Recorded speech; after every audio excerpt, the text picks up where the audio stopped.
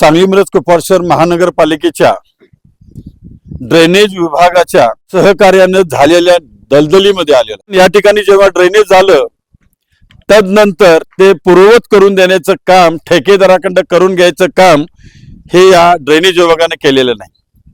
त्यामुळे ही परिस्थिती निर्माण झालेली आहे।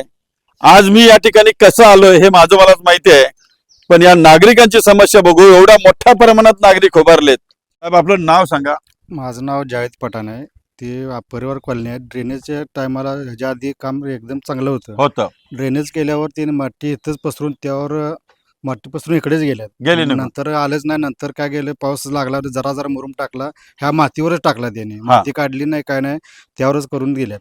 आणि आता म्हणतात पेशंट म्हणजे एखाद्या कोणाला घेऊन जायचं म्हटलं तर कोणाला चालत जाता येत नाही। मला येताना आलं नाही, मला माहिती झालं तुम्ही कसे जीवन जगता मलाच माहिती नाही। बाहेरची गाडी सकट कोण येत नाही, असं रस्ता आहे म्हणून एखादा परिस्थिती वाईट आहे, परिस्थिती वाईट आहे अत्यंत।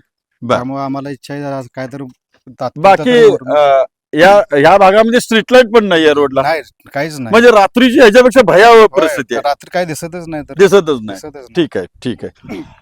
आयुक्त साहेब, मी मागच्या काही व्हिडिओमध्ये पण बोललेलो आहे की आपण पावसाळी मुरुमाची तरी तयारी ठेवणे गरजेचं आहे। आणि ज्या ठिकाणी ड्रेनेज विभागाने हे काम केले ना, त्या ठिकाणी ड्रेनेज कॉन्ट्रॅक्टरला का हे लोक बोलत नाहीत की काम करून दे म्हणून, याचा अजून अंदाज येत नाही।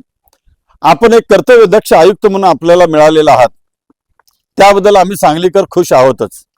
पण मी या व्हिडिओच्या माध्यमातून सर आपल्याला हात जोडून विनंती करतो की असंख्य असे नागरिक आहेत, त्यांचे फार हाल अपेष्टा व्हायला लागलेले आहेत। ड्रेनेज ज्याने टेंडर घेतलं त्या निगरगट्ट अशा माणसाला एखादं लेखी पत्रव्यवहार करा, अगर त्याला ब्लॅकलिस्टला तर काढायची कार्यवाही करा।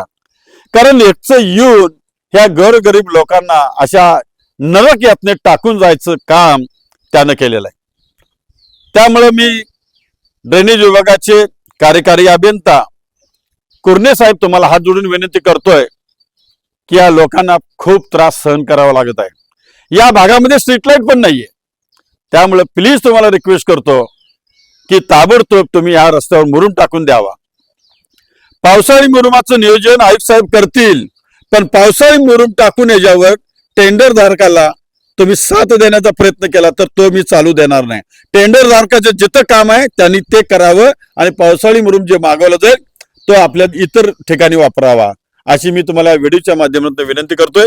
तुम्ही यांची समस्या दूर कराल अशी अपेक्षा करतोय। थांबतो। जय हिंद, जय महाराष्ट्र।